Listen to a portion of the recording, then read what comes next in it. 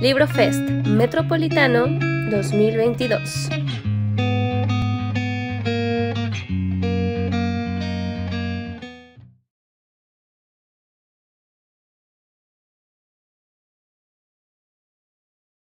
La propriété privée n'a pas toujours existé. C'est une invention de la période moderne dont le philosophe John Locke est le plus connu des théoriciens. Pour bien comprendre cela, il me semble qu'il faut se garder de l'impression selon laquelle la propriété privée aurait toujours existé, d'autant plus qu'on croit l'observer, y compris chez certains animaux territoriaux. On peut penser par exemple à l'oiseau et son nid, au loup et son territoire, etc.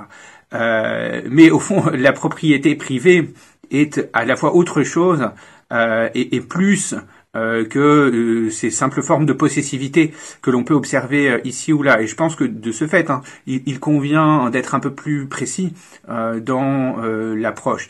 Alors, quelle définition précise donner à la propriété privée? C'est une partie de l'objectif que je me suis donné dans le cadre de mon ouvrage La part commune.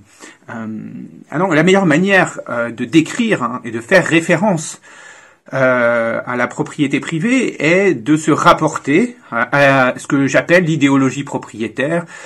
Thomas Piketty parle d'idéologie propriétariste, qui sous-tend la définition de ce droit. J'appelle idéologie une série de croyances implicites, partagées, qui déterminent notre conduite sociale et permettent aux individus de s'entendre sur des bases communes indiscutées. Et justement, le droit, la propriété privée fait partie de ces bases communes indiscutées de la période moderne. Évidemment, encore une fois, ça n'a pas existé de toute éternité. On peut penser en particulier au régime juridique médiéval où personne ne pouvait enclore au fond ce qui lui appartenait, puisque sur les terrains porter des droits multiples, on parle de superposition de droits, qui faisait qu'en réalité il existait plusieurs usagers de la même terre, et les droits permettaient d'organiser les relations sociales sur le foncier. Donc l'idée selon laquelle le droit de propriété serait un droit de se séparer des autres, de se séparer de la société, plutôt qu'au contraire, une manière d'organiser les liens sociaux, est une nouveauté de la période moderne que je me propose d'analyser. En cinq croyances fondamentales que l'on trouve présentes et formulées au livre 5 du second traité du gouvernement, publié par John Locke en 1689. Il y a d'abord l'idée selon laquelle le droit de propriété est un droit naturel, ensuite l'idée qu'il est acquis par le travail, l'idée que l'on mérite ce que l'on a, et que chacun peut faire ce qu'il veut avec ce qui lui appartient, l'utiliser, l'exploiter, le vendre, voire le détruire, et que nul n'a le droit d'interférer sur ce qui m'appartient, pas même l'État. Évidemment, il faut se méfier de ne pas confondre l'idéologie propriétaire avec le droit écrit. Le droit impose une série de limites à la propriété. Par exemple, on peut penser aux contraintes d'urbanisme qui peuvent empêcher le propriétaire de repeindre sa façade en vert flashy dans une zone urbaine protégée. Ces limitations tendent à montrer que la pure propriété exclusive est impossible parce qu'il n'y a rien que je puisse considérer comme m'étant absolument propre à l'exclusion des autres. Au contraire, la légitimité de la propriété suppose la reconnaissance et le respect de ce qu'il y a de commun dans le propre. Et c'est précisément l'objet de la part commune. Alors, on se plaît à imaginer que le droit de propriété, la propriété privée serait nécessaire à la liberté individuelle. Pourtant, on sait bien depuis Marx, et pas seulement, que le droit de propriété est aussi un puissant instrument de domination de l'homme par l'homme, notamment parce qu'il permet aux propriétaires des moyens de production d'exploiter le travail ouvrier, c'est-à-dire à la fois de détourner le produit du travail collectif, mais aussi de mettre ce dernier au service de leurs objectifs propres. Pour civiliser la société, la propriété, il est donc absolument nécessaire de sortir de l'idée selon laquelle elle serait un droit individuel absolu, donnant aux propriétaires le droit de se séparer des autres par des clôtures et d'user des choses sans avoir aucun compte à rendre. En réalité, le droit de propriété n'existe que parce que tout le monde le respecte. Mais ce respect ne devrait pas être sans condition. C'est d'ailleurs ce que montre Jean-Jacques Rousseau dans le discours sur l'origine et les fondements de l'inégalité parmi les hommes, publié en 1755. Quand les inégalités économiques se creusent, respecter le droit de propriété pour les plus pauvres est une charge pour eux qui ne représente aucun avantage à la clé, mais qui ne représente un avantage que pour les plus riches. Alors au nom de quoi continuerait-il à respecter cette institution qui leur pèse sans rien leur apporter? Quel sens y a-t-il pour les plus démunis à continuer de coopérer avec une société aussi inégalitaire? Aussi, me semble-t-il, serait-il nécessaire que tous ceux qui doivent subir les effets du droit de propriété aient consenti à son existence, en le soumettant donc à un certain nombre de conditions. Pour assurer donc la légitimité politique du droit de propriété, il convient que l'État se réserve des droits sur ce qui appartient à chacun, afin de rendre l'usage de ces biens privés compatible avec les attentes de tous, en particulier des plus pauvres. C'est pourquoi il y aurait sens à défendre l'existence d'une copossession démocratique des choses. Celle-ci permettrait de faire valoir et de garantir la part commune des choses. Affirmer une telle thèse implique une autre thèse forte. Les choses sont fondamentalement inappropriables. Personne ne peut s'en prétendre absolu propriétaire. Chacun n'aurait donc qu'un ensemble de droits relatifs et partiels qui devraient être compatibles avec les droits des autres. Cela s'explique très simplement. Les choses sont fondamentalement copossédées, comme je viens de le dire, parce qu'elles appartiennent toutes à des lieux de vie partagés. De ce point de vue, on sait qu'on ne peut pas mettre des barrières hermétiques autour d'elles.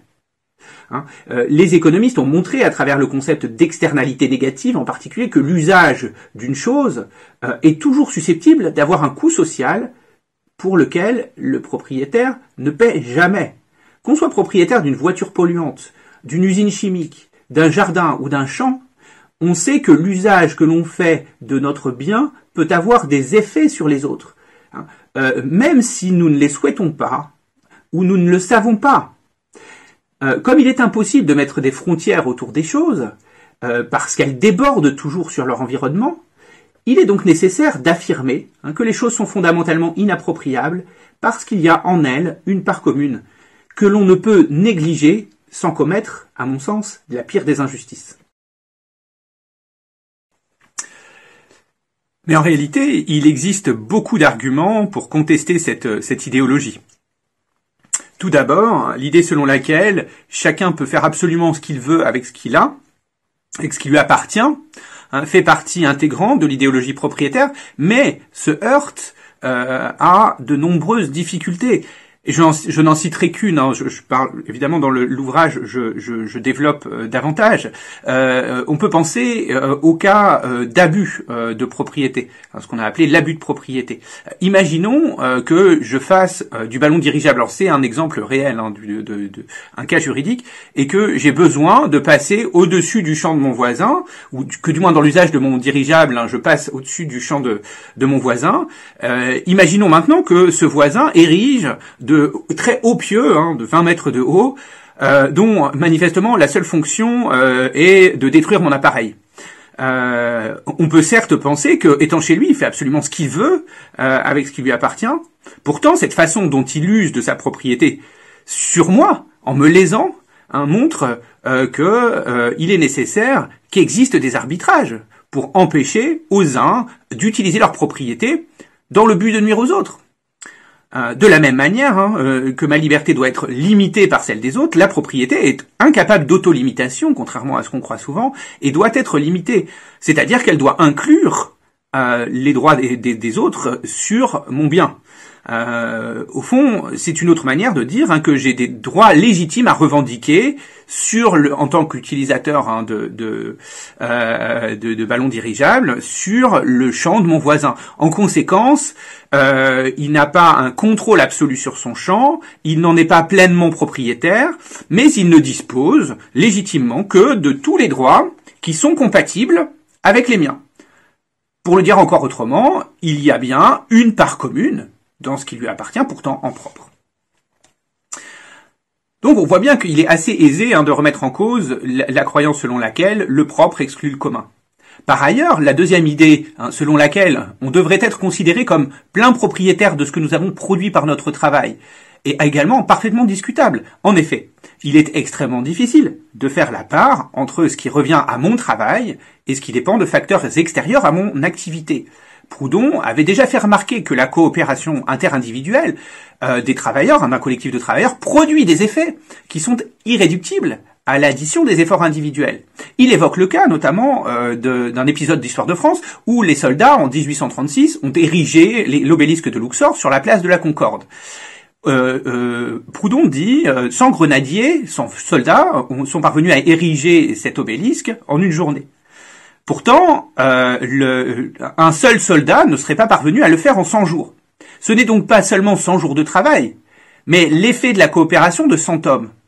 Ce qui est vrai dans ce cas simple est vrai dans tous les cas. Comment faire la part entre ce qui est produit par mon travail isolé et ce qui dépend en réalité de la coopération sociale? Comment faire la part entre ce qui est produit par mon travail et ce qui me vient de la nature? Par exemple, prenez deux paysans, l'un travaillant aussi intensément que l'autre.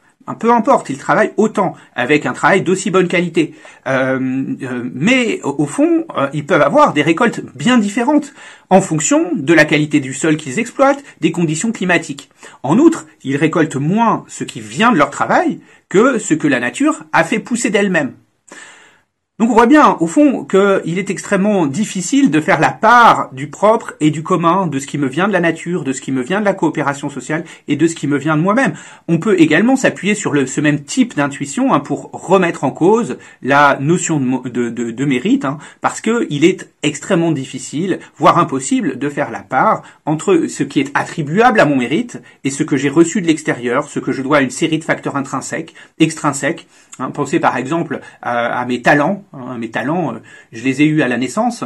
Je parle pas de moi évidemment, mais je les ai eus à la naissance. Mais c'est l'héritage d'un patrimoine génétique. J'ai rien fait pour les avoir. Alors on pourrait toujours dire oui, mais vous avez travaillé pour les faire fructifier. Oui, mais de la même manière, ma capacité à me mettre au travail procède très largement de la confiance que j'ai en moi-même, qui est un résultat indirect de l'amour parental.